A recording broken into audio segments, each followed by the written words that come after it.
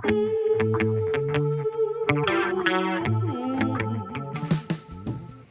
and welcome to the Red Sofa. So it is Mother's Day. Mother's Day's on Sunday. Yeah, which hopefully this will be going out on Sunday. Oh my goodness, that's a very good point. I know. So happy Mother's Day to all of you. But obviously, I mean, it's a day for celebration and for celebrating motherhood and all the lovely things that go with it. But we were talking before we came on air, saying that not everybody has that amazing bond or relationship with their mother, do they, Penny?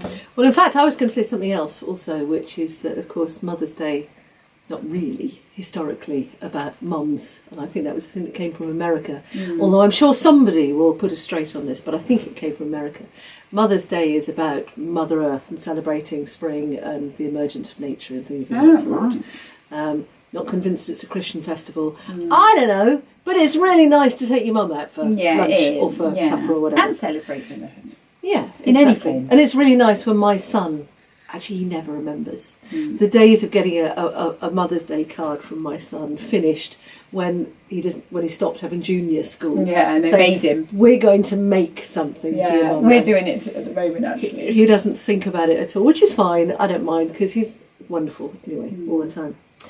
But I wanted to talk about the fact that actually not everybody does have a great relationship with their mums. And I had a very difficult relationship with my mum, and I realised about 4 or 5 years before she died why it was. And I found it hugely helpful. So I wanted to kind of talk about that. I am a woman of an era, and that is basically my mother is somebody that grew up during the Second World War, post-Second World War, so time of austerity, and my mother grew up in a time when women, it was so automatic. You were given an education of a sort, but you weren't expected to get a job. If you did get a job, you stopped immediately working the moment you got married. I mean, and right up until, I'm not quite sure how many years ago, I remember that if you worked for a bank, it was automatic, you stopped working there. Yeah, I think my mum said that. And I think sometimes we forget how incredibly rapidly, and we're incredibly grateful for how rapidly culture has changed for women. And I realised about 5 years before my mum died that she had fought all the way through her life. She was an emancipated woman before her time, in a time she wasn't allowed to be an emancipated woman. So basically she came across as stroppy and grumpy because she wanted to go to college. She wanted to learn to be a farmer. She was a strong woman. There was no way she was the kind of woman that just spent her time at home raising kids and doing cooking. Not that those women aren't strong women, but she was a woman that had plans and had ambitions and had things she wanted to do and got frustrated with limitations. I read a book a few years ago called The Last Debutante, and I think it was this that really brought it home to me. Back in the 30s and the 40s, women that went to university, they were called blue stockings. Now, blue stocking was a really derogatory term, 20s, 30s, 40s. Really, really derogatory term. Nice girls didn't want an education. They did, that was the way the world was seen. Yeah.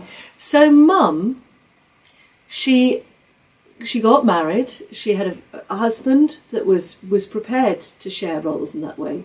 And he was quite emancipated himself. In some ways, hugely emancipated compared to the previous generation. But compared to the next generation, actually, no, not particularly. And it was a time where things changed so fast. And I realised that Mum brought us into the world and wanted us to have the freedom that she never had. So she brought us up to be strong. She brought us up to get good educations. She brought us up to believe that we could go out and get the job we wanted. But then when she saw us doing it and enjoying it and having what she never had, I think she found it so hard. So what we felt was this sense of resentment. And as my career took off and I became marketing director for a design company, And I was out there, and I had a company car, and I was wearing smart suits, and I was doing everything she would never have dreamed of being allowed to do. She found it hard. Yeah. And with the best will in the world, I can understand that. I really can understand that.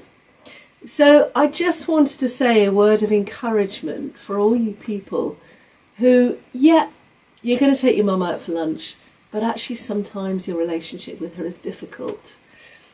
And I just wanted to say, but that's not necessarily your fault, and it's not necessarily her fault. It comes about as a result of the huge culture change, fabulous culture change. There are things that have gone wrong in the world, but there are also things that I am so grateful for. And that is actually probably one of the things that she finds hard. Doesn't make it wrong, but she finds it hard. Could be, yeah.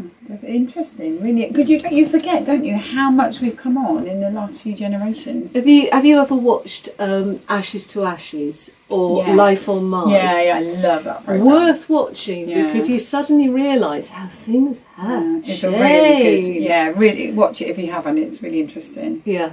It's a good story as well. Great story. Yeah. But it's that huge change. And I also looked back. I suddenly realised, I went to a girls' grammar school, and I suddenly realised we weren't taught to type. I now realise how rare that was. It is. I was taught to type. Were you? Yeah, and shorthand. Well, we weren't taught to type because the whole thing about the girls' grammar school system was we are preparing you for a career. That was so forward thinking at that time. We're talking the 70s when I was at grammar school.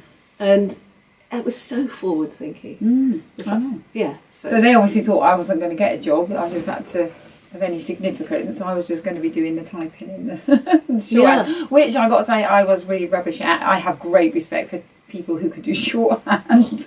It is literally a foreign language. Yeah. To me. Yeah. So that's fantastic. That's the good part, isn't it?